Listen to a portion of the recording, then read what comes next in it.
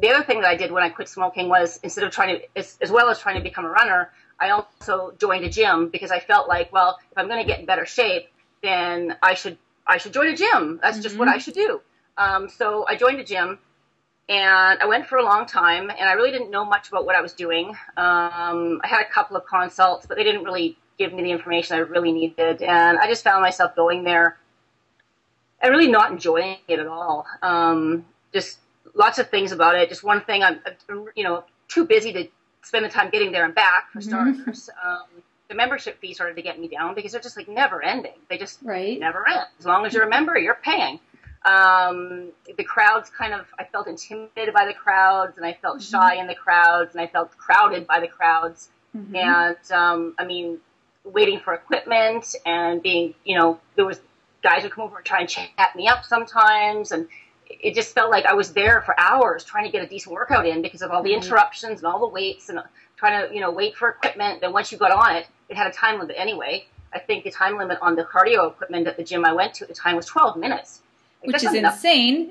Yeah, that's not enough time to get a good cardio workout. So the whole thing was just really frustrating for me, because I felt like I was cheating if I stayed on for longer than 12 minutes with someone standing behind me, giving me, the dirty eyeball, waiting for me to get off a bit, or people interrupting me. And then to top it all off, I've got, inconsiderate meatheads, or intimidating meatheads, actually bullying me to get off the equipment that they want.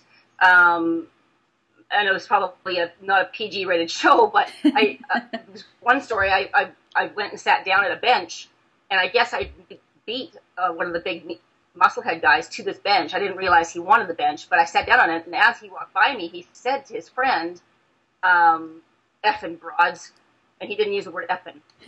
Effing broads, why don't they go in their own area? Which really frustrated me a lot, because A, that scared me, because I didn't do anything to deserve that, and B, if he knew it was in the ladies area, he wouldn't say that, because there's nothing in the ladies area that's worth anything to do a good workout. There's no barbell, there's a stupid hip machine and a few little pink dumbbells and a stability ball, and that's it. So it's the ladies area, just that wasn't the place for me either. So, and then I think the final straw kind of came one day when I sat down in someone else's sweat on the bench. Just like, oh, I can't deal with it anymore. I just can't deal with cleaning up someone else's crud and having bullies bullying me to get me off the equipment that they want, and other guys chatting me up and interrupting me and waiting for equipment that I want, and then having someone tell me I have to get off the equipment that I just waited for because there's a time limit. It's like, forget it. That's it. I'm going to quit. So I quit.